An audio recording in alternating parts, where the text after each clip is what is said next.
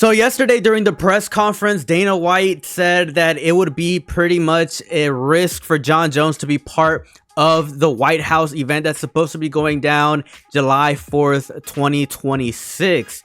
Now we're going to go ahead and react to what Dana White had to say about Jon Jones, and then we're going to go ahead and read what Jon Jones had to say in response to Dana White's comments. Let's go see what Dana White said last night. Jon Jones says he wants to be on there too, and he says he would fight whoever the champion is at that time. But would you be okay with him like coming back and potentially winning that belt again? And you might have to go through. Well, it's not even about him winning the belt. I mean, you know, I felt about him. I can't risk putting him in big positions in a big spot. Wow. And have something go wrong. Yeah, especially the White House card.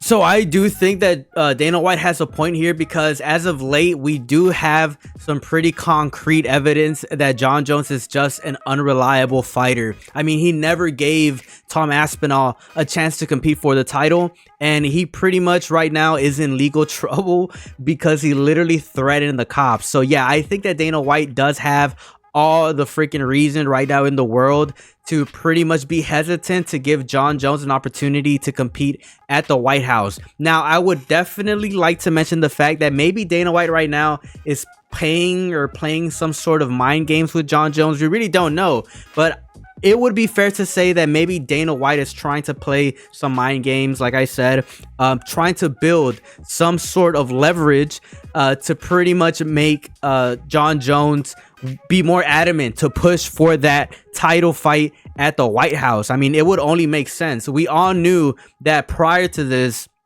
Dana White said that he was going to do anything and everything possible to get that title fight between Jon Jones and Tom Aspinall. Now, I think that right now, Dana White saying that, oh, you know, it's risky to have Jon Jones at the White House, you know, goes completely against what he was saying just a couple of months prior to this. You know, I think that there is a real legitimate take to have and a real conversation to have that maybe Dana White right now is just trying to build some sort of leverage, obviously, because the White House is such a big freaking card. Maybe he wants Jon Jones to completely be tuned in with whatever Dana White demands of Jon Jones, just to build some leverage for that fight that's supposed to go down at the White House card. I think that that's a realistic take. But at the end of the day, you know, Dana White just doesn't want to have any last minute mess ups from any fighter. I mean, this is going to be one of the highest stakes cards in history, if not the most highest stakes card in history, and Dana White just probably doesn't want to deal with any last minute mess ups from any fighter, which is a real, you know, legitimate concern for Dana White, because as we know, Jon Jones supposedly did accept the fight with Tom Aspinall, and that fight was supposed to go down. Dana White has said this publicly. You know, there's other videos and other press conferences where Dana White pretty much said that Jon Jones has agreed to fight Tom Aspinall. But then we got word that Jon Jones retired.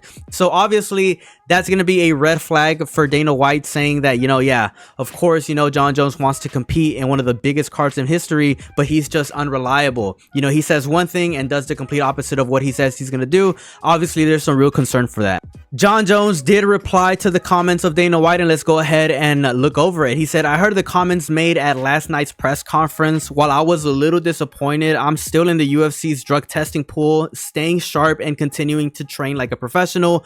I'll be ready for whatever comes next. In a recent interview, I shared the opportunity to fight at the White House, gave me something deeper to fight for, a why that goes beyond paychecks or belts. Fighting for my country gives me a great purpose. The silver lining in all of this is knowing that the fans see my heart. They see I am ready and willing to take on anyone to represent my country on a historic stage. For me, it's never been about the opponent. I'm chasing legacy, something timeless, something bigger than the moment.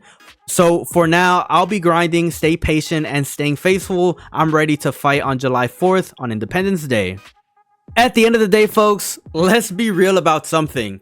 Having Jon Jones at the White House being the potential main event could literally sell this fight as one of the biggest events the UFC has ever seen. Personally, and this is just my hot take about this, the UFC needs Jon Jones.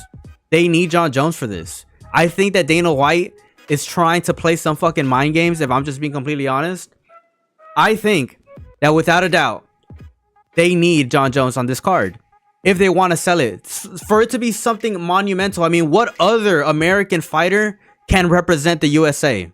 Really, what other professional MMA fighter that's American could go out and represent the country the way that Jon Jones can? Jon Jones is American, former champion, potentially fighting Tom Aspinall.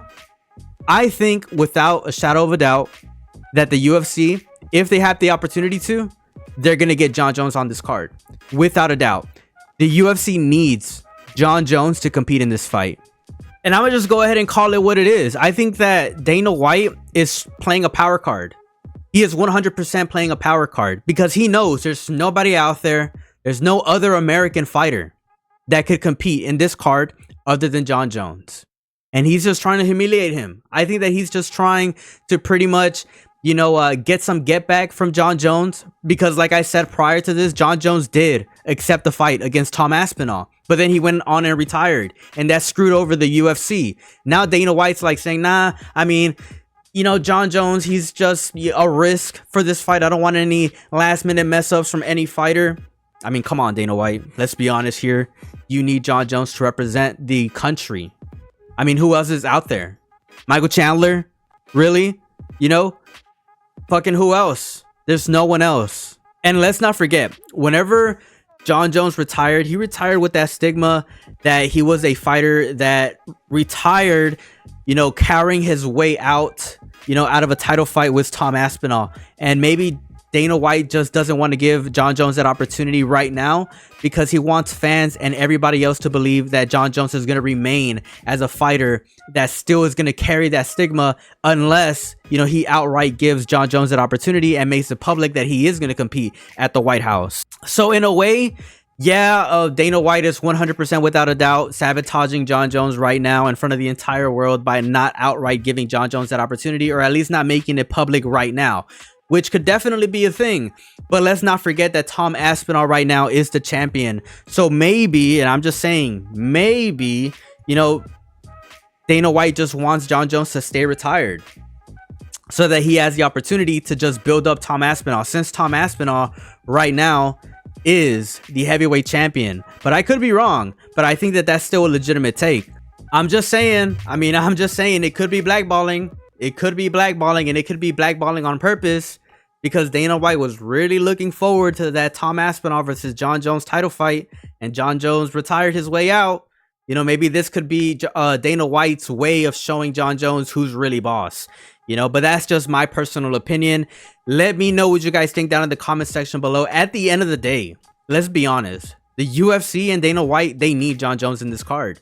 They really do. But that's just my take. Let me know what you guys think down in the comment section below. Subscribe to the channel. As always, it's a pleasure. Peace out and have a good one.